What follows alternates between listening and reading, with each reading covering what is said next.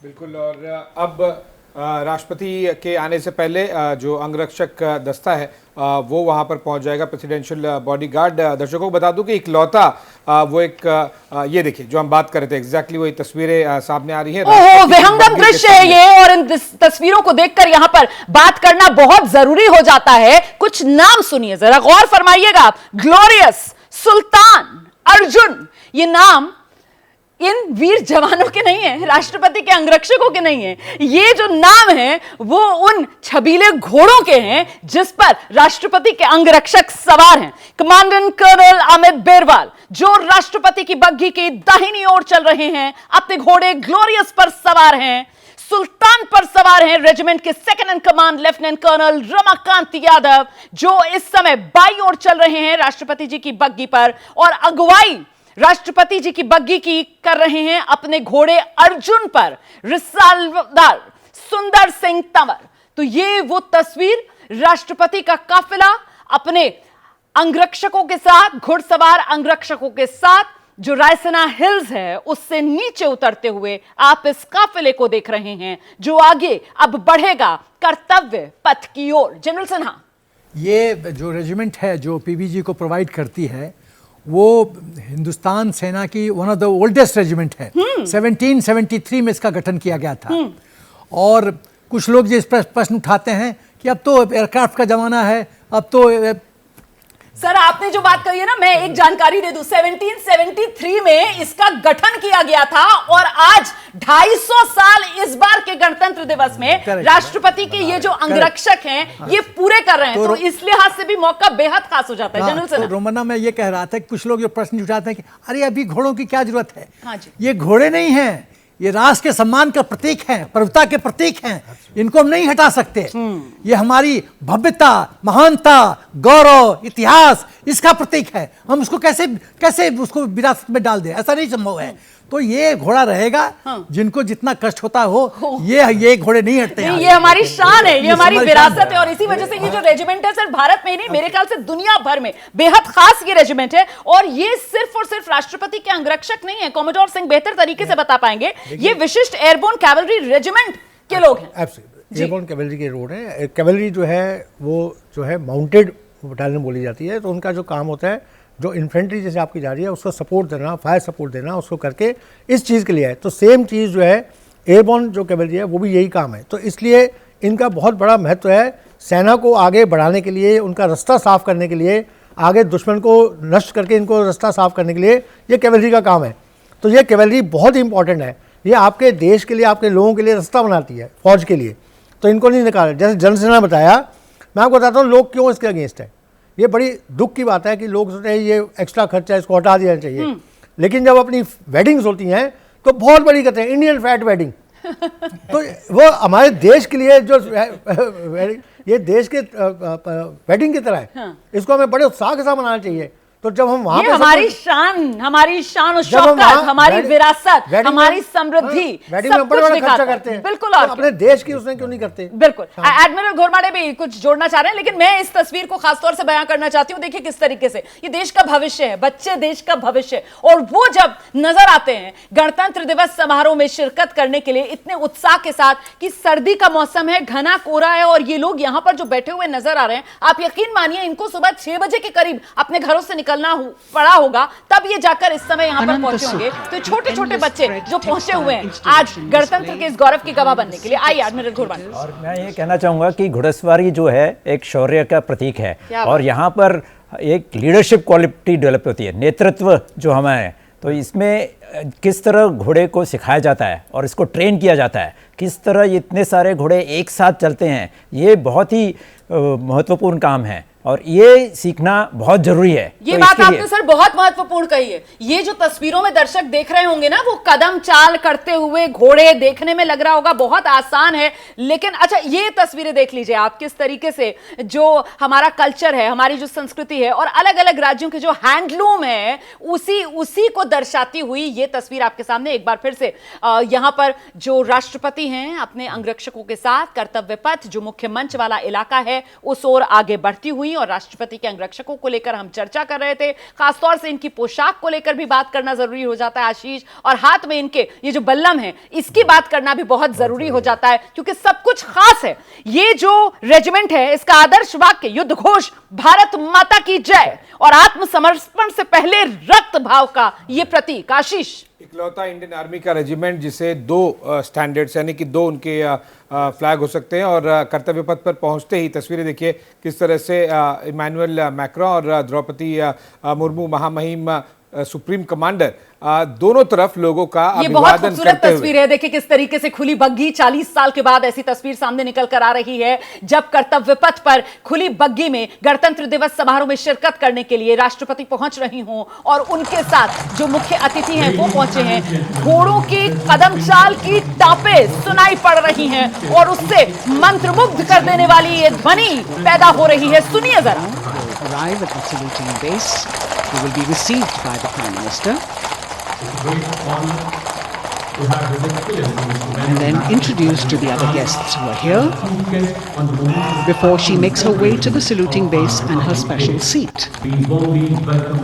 तो अब कर्तव्य पथ पर पहुंच चुका है महामहिम का काफिला और उन्हीं के साथ मौजूद हैं, आप देख रहे हैं, President Macron and फ्रांस के राष्ट्रपति इमैनुअल मैक्रों जो इस बार मुख्य अतिथि हैं। दोनों तरफ से बग्गी का दरवाजा खुलता हुआ और अब जो राष्ट्रपति के अंगरक्षक हैं वो अपनी पोजीशंस ले चुके हैं, क्योंकि यहां पर राष्ट्रपति को सलामी दी जाती है, राष्ट्रगान भी यहां पर होता है और उसकी यहां पर जो तस्वीरें हैं, जरा सा जनरल सिन्हा के पास चलते हैं। जनरल सिन्हा, जब As the राष्ट्रपति mist जी and को ये fog slowly तोपों की lifts सलामी दी जाएगी to reveal वो 21 the गन सैल्यूट radiant होगा। faces, तो the joyous पुराने crowds जमानों में जब and शिप्स the आते थे symbol तो उनको अराइवल का संदेश देने के लिए ये गन का सलूट दिया जाता था। वो पद्धति ये हम लोग हमारी सेना में भी आई। देखिए ना, प्रधानमंत्री नरेंद्र मोदी अगवानी कर रहे हैं राष्ट्रपति द्रौपदी मुर्मू और बाकायदा हाथ ही नहीं गले लगते हुए फ्रांस के राष्ट्रपति इमैनुअल मैक्रों के साथ। कल ही जयपुर में प्रधानमंत्री नरेंद्र मोदी ने अगवानी की थी, रोड शो किया, वो चाय पर चुस्कियां लेते हुए चर्चा भी हुई, यूपीआई से वो पेमेंट भी हुआ, वो सारी तस्वीरें आपने देखी थी। और किस तरीके से वो राम मंदिर का जो मॉडल है वो दिया गया, जिसको लेकर इमैनुअल मैक्रों ने वो जो कहा ना इट्स अ ब्यूटी, वो खूब सोशल मीडिया पर प्रचलित हो रहा है, इट्स अ ब्यूटी वाला उनका कमेंट जो है। और देखिए यहां पर किस तरीके से अब मुख्य अतिथि मुलाकात करते हुए सभी वहां पर जो मौजूद अतिथिगण हैं, राष्ट्रपति द्रौपदी मुर्मू आगे बढ़ते हुए प्रोटोकॉल में कुछ जोड़ना चाह रहे हैं कॉमोडोर सिंह जी। जैसे आपने जब उनके बग्गी में सवार होते हैं, आपने क्वेश्चन पूछा था कि कौन लेफ्ट में राइट में बैठेंगे, जी। उतरते हुए भी ये ध्यान रखा जाता है, अगर नहीं है तो गाड़ी की दिशा घुमा ली जाती है। देखिए उतरते समय भी पहले राष्ट्रपति पहले उतरेंगी और जो चीफ गेस्ट हैं देश के वो सबसे एंड में उतरेंगे। तो ये प्रोसीजर कि राष्ट्रपति जी को प्रधानमंत्री जी उनको रिसीव करेंगे, उसके बाद राष्ट्रपति जी और प्रधानमंत्री मिलकर चीफ गेस्ट को रिसीव करेंगे। इवन चाहे 2 स्टेप्स का फर्क रखा जाए लेकिन वो सबसे एंड में उतरेंगे। तो ये जो दिशा है लिखी जाती इसी तरह रखी जाती है कि उतरने का भी है प्रोटोकॉल है। बिल्कुल छोटी छोटी सी बारीकियां हैं और एबीपी न्यूज के अलावा ये तमाम जानकारियां आपको कहीं और नहीं मिलेंगी, क्योंकि यहां पर हमारे साथ सबसे अनुभवी पैनल है। जनरल सिन्हा आइए।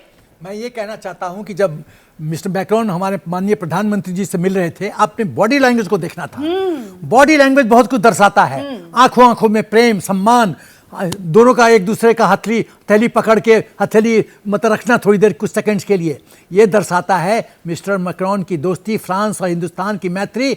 और मैं कहता हूं कि आज यूरोप में फ्रांस हमारे लिए एक पिलर है, पिलर ऑफ स्ट्रेंथ है, हमारा सही मित्र है। और मिलिट्री इक्विपमेंट का जो सप्लाई है, state of the art technology जो कर रहे हैं वो सराहनीय है। और भविष्य में और सर ये जो रिश्ते हैं भारत और फ्रांस के, ये प्रधानमंत्री नरेंद्र मोदी के नेतृत्व में नई ऊंचाइयों पर पहुंचते हुए नजर आ रहे हैं। आशीष, बिल्कुल। और देखिए रेसिप्रोसिटी थी कि पिछले साल ही पेरिस में फ्रांस ने बुलाया और पहली बार एक भारतीय बैस्टिल डे परेड, उनका वो रिपब्लिक डे एक होता है। देखिए प्रधानमंत्री मोदी को उन्होंने बुलाया चीफ गेस्ट, प्रधानमंत्री मोदी ने उन्हें बुलाया चीफ गेस्ट। और साथ ही साथ फ्रांस को आप ये समझिए उन स्ट्रैटेजिक पार्टनर्स में से एक है जो ज्यादा शोर नहीं मचाता, जो बहुत ज्यादा इसके बारे में ढोल नगाड़े नहीं पीटता। जैसे अमेरिका बहुत ज्यादा शोर मचाता है, क्या कुछ कर रहा है, क्या कुछ सपोर्ट कर रहा है, नहीं कर रहा है, उन सभी चीजों को लेके। लेकिन फ्रांस पश्चिम में और रशिया, ये दोनों देश बहुत ही स्ट्रैटेजिक और साइलेंट पार्टनर हैं इंडिया के।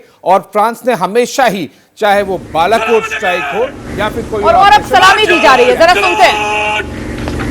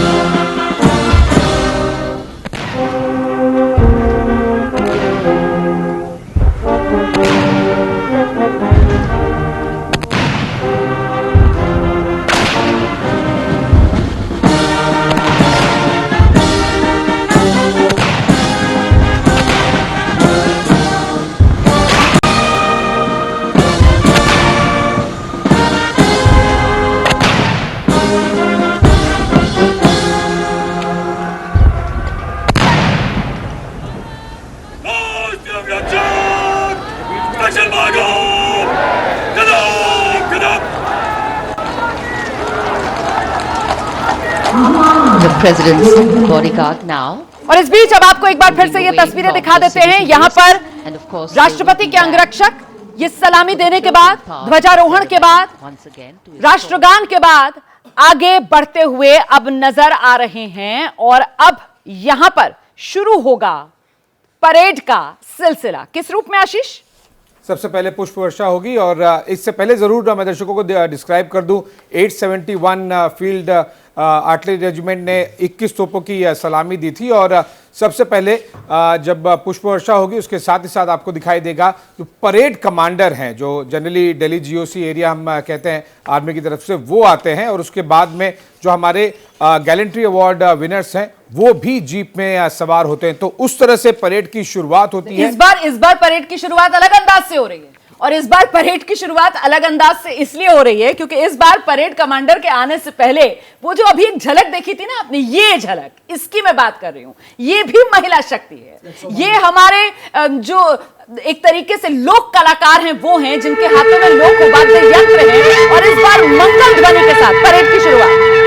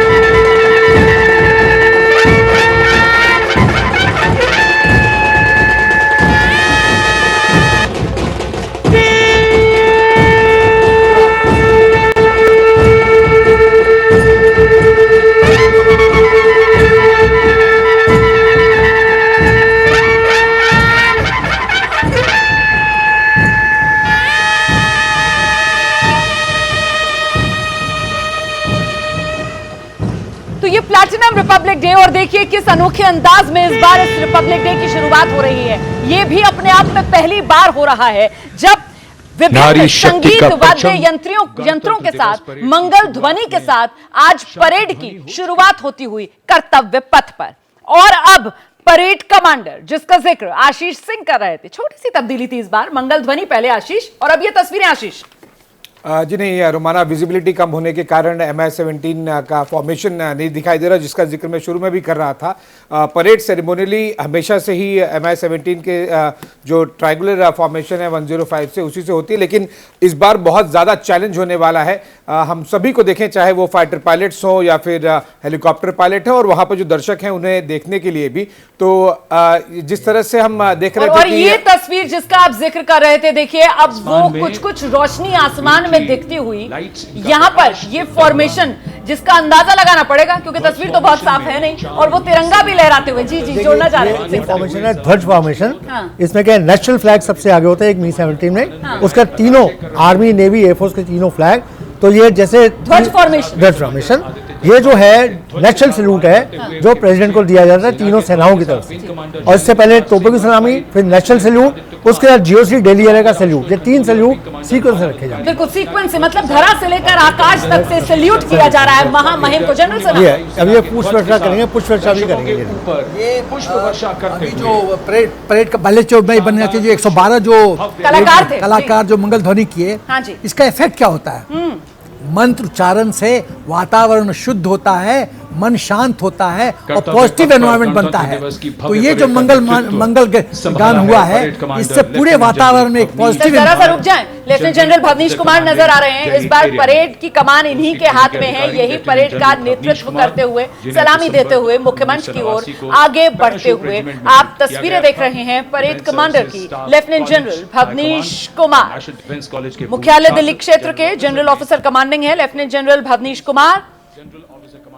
और जानकारी के लिए सीधे एक बार फिर आशीष का रुख करते हैं। आशीष बिल्कुल, और जिस तरह से परेड कमांडर पहला सल्यूट करते हैं, उसके ठीक पीछे आपको वो गौरव गाथा और शौर्य गाथा का प्रतीक दिखाई देंगे। वो सारे के सारे हमारे गैलेंट्री विनर्स, केवल इस साल के नहीं, दर्शकों को जरूर बता दूं कि हमारे जितने हाईएस्ट गैलेंट्री अवार्डीज होते हैं, ये डिप्टी परेड कमांडर। आपको रोकूंगी मैं यहाँ पर। अब ये परेड के उप कमांडर आपके सामने से गुजर रहे हैं सलामी देते हुए मुख्यमंच की ओर। परेड के उप commander major general Sumit Mehta, ये भी विशिष्ट सेवा मेडल पाए हुए हैं, VSM हैं। और अब इनके पीछे जिस बात का जिक्र यहाँ पर आशीष की तरफ से किया जा रहा था, ये आप देख रहे हैं परेड के उप कमांडर को। सबसे आगे परेड कमांडर थे, ये अब परेड के उप कमांडर जिनको देख रहे हैं आप मुख्यमंच की ओर सलामी देते हुए। और अब वो तस्वीरें सामने आएंगी देश के वीर, जो परमवीर चक्र, अशोक चक्र विजेता सिलसिलेवार तरीके से वो आगे अब बढ़ते हुए कर्तव्य पथ इस मुख्य मार्ग पर आपको नजर आएंगे। आशीष तस्वीरें आ गई हैं सामने। बिल्कुल, महावीर चक्र और परमवीर चक्र और अशोक चक्र विजेता सबसे पहले होते हैं। उसके बाद में मैं आप जरूर दर्शकों को बता दूं कि परमवीर चक्र विजेता से सम्मानित है सुबेदार मेजर ऑनररी कैप्टन है। ये इनका रैंक सुबेदार मेजर है। एग्जैक्टली जो आप तस्वीर देख रहे हैं, हीरो इन्हें कौन नहीं पहचानता, पूरा देश इनको पहचानता है। योगेंद्र जी को कितनी बार शानदार इंटरव्यूज हमने इनके साथ किए हैं। बिल्कुल जी आशीष। और परमवीर चक्र अशोक चक्र के बाद में आपको जो पीछे 3 जीप्स में दिखाई दे रहे हैं, वो अशोक चक्र से सम्मानित major general Pithawala, colonel D Shri Kumar और साथ ही साथ लेफ्टिनेंट कर्नल जसराम सिंह सेवानिवृत्त। ये देखिए, जैसे मैं बता रहा था कि दर्शकों को ये गलतफहमी नहीं हो कि इस साल जो गैलेंट्री अवार्डीज हैं वो हैं। इससे पहले स्वतंत्र भारत में जो हाईएस्ट गैलेंट्री अवार्ड्स हैं, महावीर चक्र, अशोक चक्र, इन सभी को रिपब्लिक डे परेड में सबसे पहले परेड कमांडर के ठीक बाद, डिप्टी कमांडर के ठीक बाद सबसे पहले वो उन्हीं को जगह दी जाती है। और वही सैल्यूट करते हुए मंच की ओर आप देख रहे हैं परमवीर चक्र युद्ध में असाधारण वीरता का परिचय देते हुए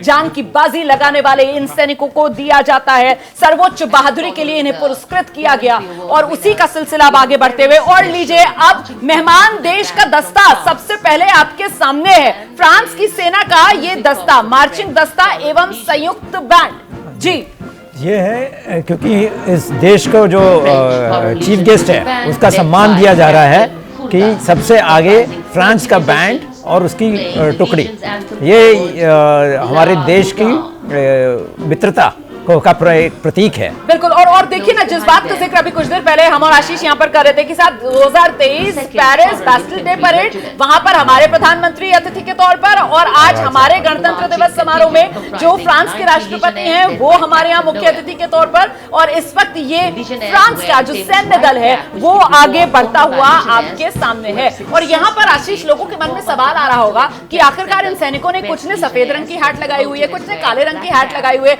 जल्दी से इस राज पर से भी पर्दा उठा दीजिए आप। देखिए, ये फ्रांस और जनरली आप यूरोप के सारे मार्चिंग कंटिजेंट्स में देखेंगे वर्ल्ड वॉर वाला इंपैक्ट बहुत ज्यादा होता है। तो उनके ट्रेडिशन, जैसे हम चाहे कैवलरी की बात कर रहे थे, घुड़सवारों के प्रेसिडेंशियल बॉडीगार्ड्स की बात कर रहे थे, यहाँ पर जो वर्ल्ड वॉर से चला आ रहा है उस ट्रेडिशन को ये फॉलो करते हैं। बहुत अलग भी आपको दिखाई देगा। जब मैं पेरिस में था बैस्टिल डे परेड में, इनकी परेड देखिए आपको बहुत अलग से दिखाई देगी, क्योंकि उनके ट्रेडिशन के हिसाब से, उनके मिलिट्री या हिस्ट्री के हिसाब से ये सब कुछ किया जाता है। देखिए, आप बहुत भौचक्के होंगे। ये जो सैन्य दस्ता है जो यहाँ पर आगे बढ़ रहा है, नहीं भूलना चाहिए कि फ्रांस का जो सेना है उसका मौजूदगी यूरोप के अन्य देशों में भी, वो भी बहुत महत्वपूर्ण रोल निभाता आया है। कॉमोडोर सिंह, वर्ल्ड वॉर के टाइम से ही इनका जो महत्व है, मैंने आपको बताया, अलाइड फोर्सेज, हाँ। जो ब्रिटिश फोर्सेज और फ्रांस फोर्सेज जो हैं, they were fighting against the axis forces और जर्मनी के अगेंस्ट, और उनका बहुत महत्वपूर्ण रोल रहा है वर्ल्ड वॉर को से जर्मनी से छुटकारा पाने में और हिटलर को समाप्त करने, हिटलर की राज्य को समाप्त करने में। तो ये जो है इनकी सेना जो है, सर तस्वीर बदल गई है। अब फ्रांस की सेना आगे बढ़ गई है और अब शुरुआत हो गई है हमारे सैन्य दस्तों की, जिसकी शुरुआत जो है वो 61 कैवलरी के साथ हो रही है। और ये घुड़सवार दस्ता इस समय कर्तव्य पथ पर आगे बढ़ते हुए महामहिम को सलामी देते हुए आप देख रहे हैं किस अंदाज में बढ़ रहा है। करीब करीब जनरल सिन्हा, ये भी वैसी ही विशेषता रखता है दस्ता जिस तरीके के राष्ट्रपति के अंगरक्षक। जनरल सिन्हा, ये 61 cavalry one of the oldest regiments है, यदि ये आर्मर्ड कोर का हिस्सा है। और आप ये मान के चलिए कि इसको 311 सम्मान भूतकाल में इनके रैंक एंड फाइल को मिला है।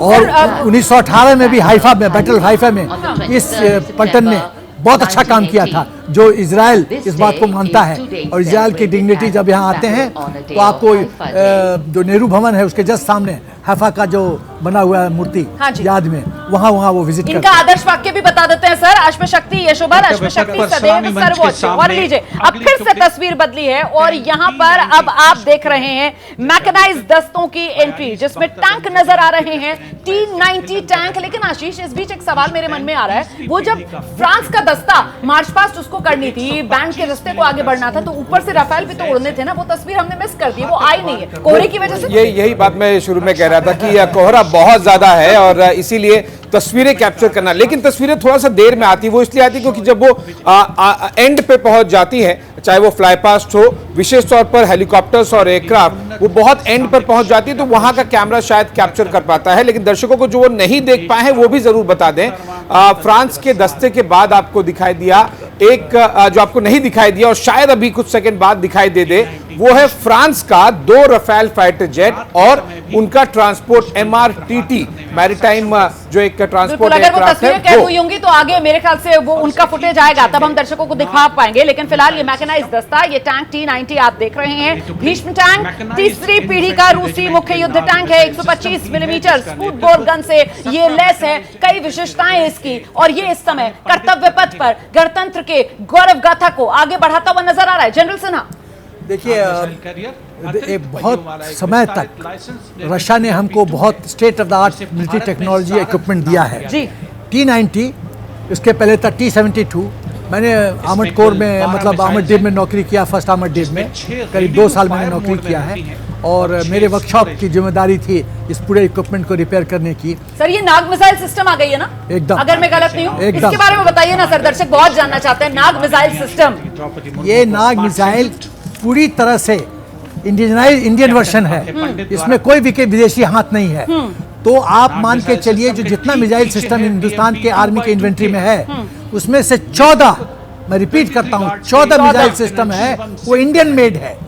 तो ये हमको दिखाता है कि आत्मनिर्भरता के क्षेत्र में हम किस तरह से आगे बढ़ रहे हैं। यदि हम आत्मनिर्भर नहीं बनेंगे तो वॉर के समय जो विदेशी ताकतें हैं वो जो सामान देते हैं कॉस्ट यदि 100 टन का और सर माल, ये सफेद रंग के जो टैंक हैं ये गुजर जाएंगे, इनके बारे में भी जल्दी से बात कर लेते हैं। BMP 2x2 के ये टैंक हैं, ये मैकेनाइज दस्ते जिस तरीके से आगे बढ़े, और देखिए किस तरीके से वो जो गन है उसको नीचे किया जाता है, जो मंच है उसकी ओर, क्योंकि सलामी दी जा रही है। और यहाँ पर एक तरफ कर्तव्य पथ पर ये दस्ते आगे बढ़ते हुए आशीष, और यहाँ पर जो लोग जुटे हुए हैं, मतलब वो भी अभूतपूर्व संख्या, 77,000 से ज्यादा आम लोग, 13,000 के आसपास VVIPs इस बार आशीष, जबकि मौसम इतना खराब है। बिल्कुल, मौसम खराब हो उससे नहीं फर्क पड़ता। 5 बजे आपको वहां पहुंचना होता है और वहां पर लोग और भी ज्यादा, कई समय में देखा 2-2, 3-3 घंटे वो बुजुर्ग लोग भी वहां पर होते हैं इसी झलकी के लिए। जो सारथ गया इन्फेंट्री कैरियर व्हीकल, वो आपको बता दूं 4 से 5 किलोमीटर तक रात में भी सीधे वार कर सकता है। एक बहुत ही इंपॉर्टेंट चीज मैं दर्शकों को यहाँ पर हाईलाइट करना चाहूंगा, इससे पहले कि हम और चीजों को ये गाड़ी देखिए ना, ये दर्शक ये लेह लद्दाख, क्या है, ये लेह लद्दाख के लिए वाहन है, मतलब ये उबड़ खाबड़ किसी भी तरीके के रास्तों पर आसानी से पार कर जाएगी हर बाधा को, हर मुश्किल को। लेटेस्ट एंट्री में से एक आप ये देखिए, ऑल टेरेन व्हीकल, वो इसलिए क्योंकि लेह लद्दाख में जब चीनी सैनिकों को आपको पछाड़ना हो, उनसे पहले कहीं पहुंचना हो, तो इस तरह के आपको लेटेस्ट इंडक्शंस दिखाई देंगे। और ये चीजें दिखा रही है मॉडर्नाइजेशन, आर्मी किस तरह से मॉडर्नाइज हो रही है, चाहे वो छोटी सी गाड़ी हो या फिर बड़ा वाला टैंक हो, सभी चीजों को किया जाता है। सबसे बड़ी इंपॉर्टेंट चीज में है कि ये आत्मनिर्भरता जो आपको दिखाता है हमारे देश की, ये सारे से व्हीकल, बहुत सारे व्हीकल जो है हमारे अपने देश में बने हैं, जिसमें टाटा है, LNT है, इनका बड़ा योगदान है इनका। और ये सारे व्हीकल जो पहले हम बाहर से मंगाते थे, आज उनका कोलैबोरेशन करके, ज्वाइंट वेंचर करके हम अपने देश में बनाना शुरू हो गए। ये एक बड़ा इंपॉर्टेंट चीज है। ये सब चीजें आपको इससे पहले रिपब्लिक डे में मुश्किल से शायद 1-2 आपको पिछले रिपब्लिक डे में दिख गई होंगी, लेकिन ये सब चीजें बहुत लेटेस्ट 1-2 सालों में इंडक्ट हुई हैं, और ये अधिकतर आप लेह लद्दाख और LAC के पॉइंट ऑफ व्यू हुई है। जैसे स्पेशल, यही तो वो आत्मनिर्भर भारत है, यही तो वो सशक्त भारत है, जिसका संदेश इस वक्त खासतौर से पड़ोसी देश चीन और पाकिस्तान तक तो जबरदस्त अंदाज में जा रहा होगा। माना you want all terrain vehicle क्यों महत्वपूर्ण है, किस तरह से बैटल एफिशिएंसी में ऑपरेशनल टीथ को बढ़ाता है, इसका उल्लेख करना बहुत जरूरी है। देखिए, लद्दाख वगैरह में लेके इर्द गिर्द आपकी जो ट्रेवर्स करने की गाड़ी की क्षमता है बहुत लिमिटेड है, कहीं कहीं तो बहुत नैरो स्ट्रिप है। मैं चंगला पास गया था लेह से, माय गॉड, वो टायर में चेन लगाया हुआ था, और मेरे दाहिने ड्राइविंग सीट के बगल में दाहिने में एक सरदार था, वो खब्बे सज्जे कर रहा था, और मैं बाएं देखा कि मैंने कहा गलती से सर पिनाका, इस पर बात करना बहुत जरूरी है, क्योंकि इस समय कर्तव्य पथ पर आप पिनाका को देख रहे हैं। 1890 रॉकेट रेजिमेंट की पिनाका, जिसका नेतृत्व कर रही हैं 262 फील्ड रेजिमेंट की लेफ्टिनेंट प्रियंका सेवड़ा। मतलब एक बार फिर से नारी शक्ति की तस्वीर यहां पिनाका के साथ कर्तव्य पथ पर आपको आगे बढ़ती हुई नजर आ रही है। आदर्श वाक्य, सर्वत्र इज्जत व इकबाल, हर जगह सम्मान और प्रतिष्ठा। ये तस्वीर अपने आप में बेहद महत्वपूर्ण हो जाती है। और लीजिए, नारी शक्ति की ही तस्वीर एक के बाद एक आपके सामने। हथियार का पता लगाने वाली रडार प्रणाली स्वाति भी आपके सामने है। लेफ्टिनेंट दीप्ति राणा स्वाति, ये जो रडार प्रणाली का पता लगाने वाली तकनीक है, उसी का नेतृत्व करती हुई यहां पर नजर आ रही है।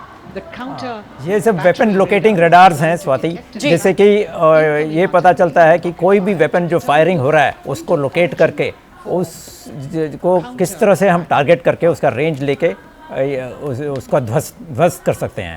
बिल्कुल आशीष, देखिए स्वाति को लेकर, स्वाति रडार को लेकर दुश्मन के मन में बहुत ज्यादा कंपन होती है। इससे पहले कि ब्रिजिंग सिस्टम पर आए, स्वाति के बारे में जरूर दर्शकों को बताऊंगा। मेड इन इंडिया है, हमने ही बनाया है उसे, हमने ही डेवलप किया है।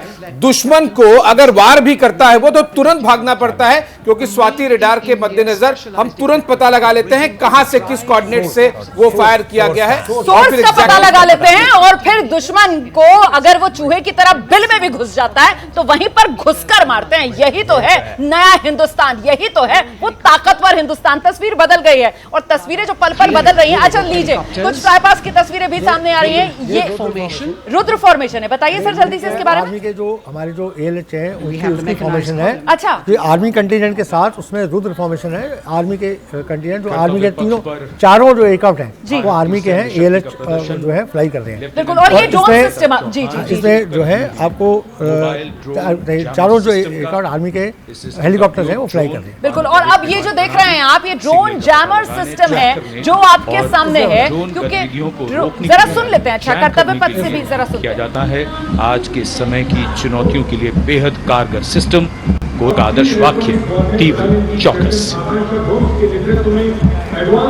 बहुत बड़ी ताकत बन चुका है वो। कहीं भी क्योंकि ऐसे रडार नहीं है ड्रोन को पकड़ सके, हाँ जी। तो वो आके कहीं भी आपने देखा होगा जम्मू कश्मीर में वेपन गिरा दिए। पंजाब के अंदर ड्रग्स की मेनेस इतने ज्यादा है जो दुश्मन की तरफ से की जा रही है। निष्क्रिय करने के लिए ये जो एंटी ड्रोन सिस्टम है, ये ड्रोन जैमर सिस्टम है जो वहीं के वहीं नेस्तो नाबूद ड्रोन्स को कर देता है। ड्रोन के आसपास भी ऐसे 5-7 लगे होंगे ताकि किसी तरह से कोई बिल्कुल अभी लगे हुए हैं। किसी तरह की एक्टिविटी करने की कोशिश करे ड्रोन के जरिए, तो उसे तुरंत ही जैम करके उसे डिस्टेबलाइज किया जाए। बिल्कुल, और सिर्फ ड्रोन के जरिए नहीं, मतलब अगर फ्रीक्वेंसी के जरिए बात करने की भी कोशिश करें, क्योंकि अगली जो तस्वीर है उसी की तस्वीर दिखाई दे रही है। उन्नत रेडियो फ्रीक्वेंसी जो निगरानी प्रणाली है वो लॉन्चर आ गया है अब आपके सामने, और ये लॉन्चर जो है वो MRSAS लॉन्चर है। मध्यम दूरी की सतह से हवा में मार करने वाली ये मिसाइल प्रणाली है जो हिंदुस्तान की ताकत दिखा रही है। जनरल सेना जो है वो मिसाइल सिस्टम को या रॉकेट्स को लॉन्च करने में बहुत सफल कारगर साबित होता है। हम लोग का धीरे धीरे टेक्नोलॉजी बढ़ता जा रहा है। जो हमारा वर्ड था मिलिट्री ऑपरेशन दृष्टिकोण से, हमारी जो एयर डिफेंस कैपेबिलिटी थी वो उतनी अच्छी नहीं थी। अच्छा। शिल्का की बात करें तो शिल्का पूरी बुढ़ी हो चुकी थी। कितना बार एक बेस वर्कशॉप ने हमने उसको ओवरऑल करने की कोशिश की, कभी कैनिबलाइजेशन के माध्यम से, क्योंकि जिस रेंज और डेप्थ में हमको मेंटेनेंस स्पेस मिलना चाहिए था किसी पर्टिकुलर देश से,